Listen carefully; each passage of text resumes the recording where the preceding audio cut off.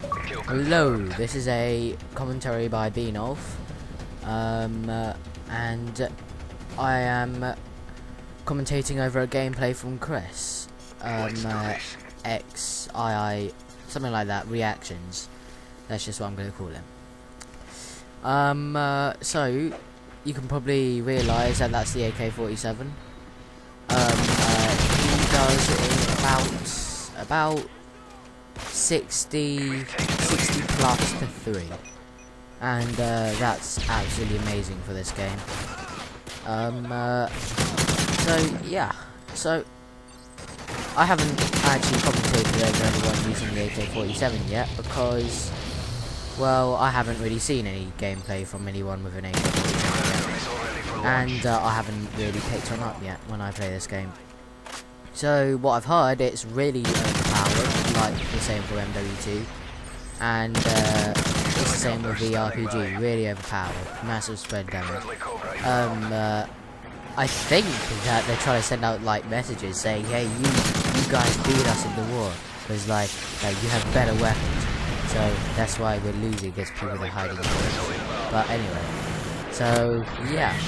AK-47, really overpowered.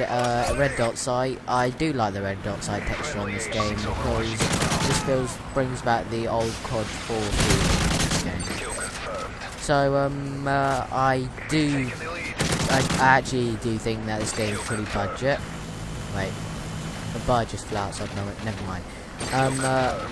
So I think this game's pretty budget for the simple reason that it uses the exact same game files. They've just added new features, changed some things, changed some textures, new kill streaks and all that stuff. You know, they're really small things. They haven't changed anything major about the game engine.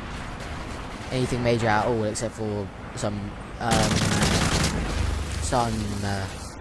lighting improvements, some sound differences, textures in the guns. I mean, the AK-47, the end of it looks like an M4A1 or an M16 from Modern Warfare 2 mixed with an AK-47, and then like an AK-74U at the back with an attachment of a red dot sight. It's really, really weird the way they've done it in this game.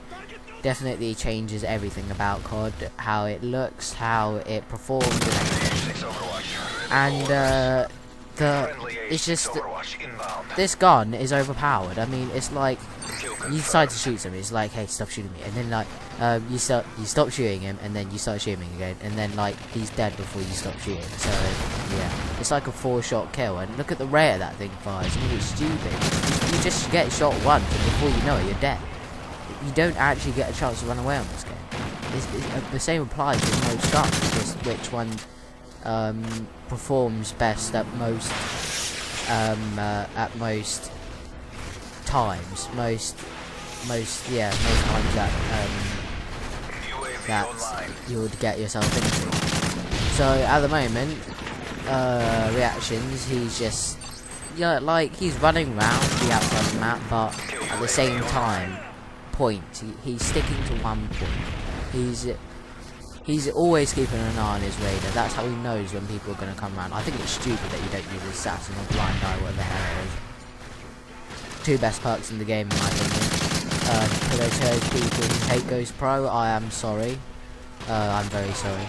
But yeah, I'm a user of that absolutely amazing perk. So I can't really say anything about that. Except for I use it. And I think this is like his third round or something. Third time he's had the Predator missile, the helicopter, and the second time he had the Overwatch.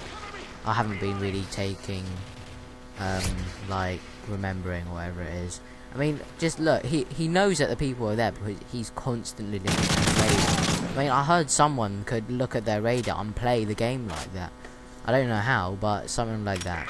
We use the D-pad, change the thing to D-pad. But I mean, this is just that. I think they just changed the whole concept of COD, how it's a massive team-based thing where you die so many times. Except in this game, you die so many times. It's like unless you manage to be so careful that you like don't get any deaths. You have to be pretty careful. Oh, there's his MOAB. So the MOAB in this game, it's It's like the nuke, except it isn't game ending.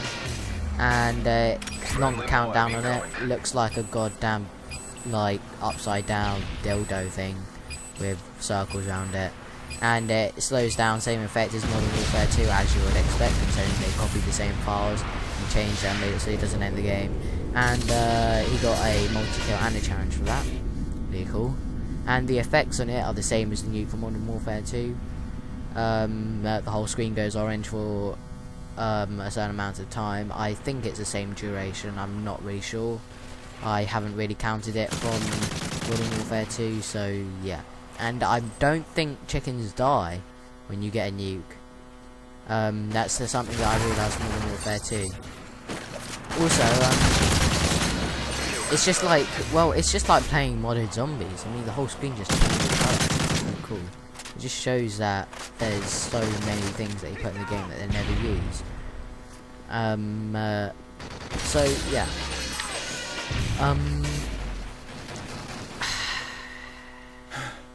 Let me think. Right.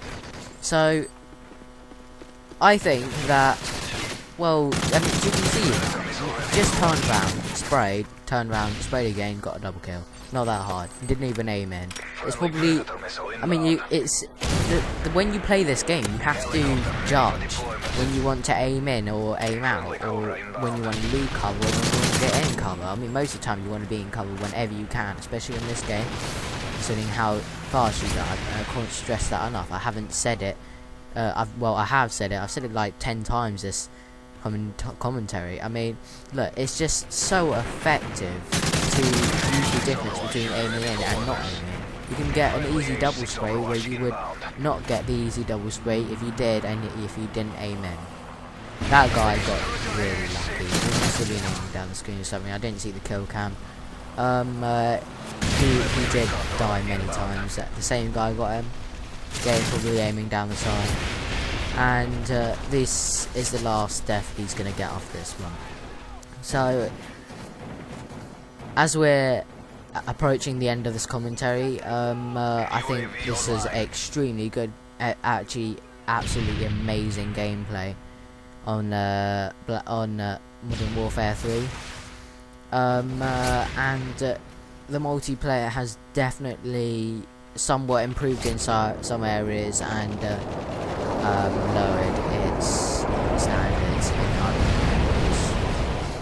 And it's just funny how the styles of gaming has changed through the last few CODs that have been released. I mean, look at the difference between World at War and Modern Warfare 2. You could drive a tank on World at War, but on Black Ops you couldn't. That's all Treyarch. And then on Modern Warfare 2 there aren't any tanks. It's just mainly based on customizable kill streaks, how you can customize almost everything you can possibly imagine. Even the reticle, something like that on the side that you use on the red dot side or your holographic is customizable. I mean, it's really messed up, but it's kind of bad that they didn't put the customizable emblem, but they probably just used it to stop all the really messed up stuff that people were doing, and maybe they just wanted to stick to the Modern Warfare 2 tradition. Just pick your call sign and title and just stick with it. I mean, you unlock it, you get it, you use it. Simple as that.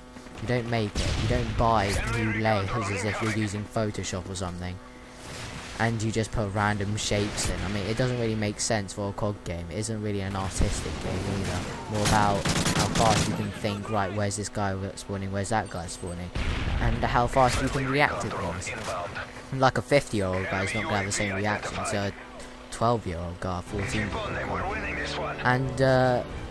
And maybe it does depend on how fast you can react to things, and maybe it does depend on whether you can hear stuff better or whether you've got Turtle Beach do help, and so do Drytons and Astros.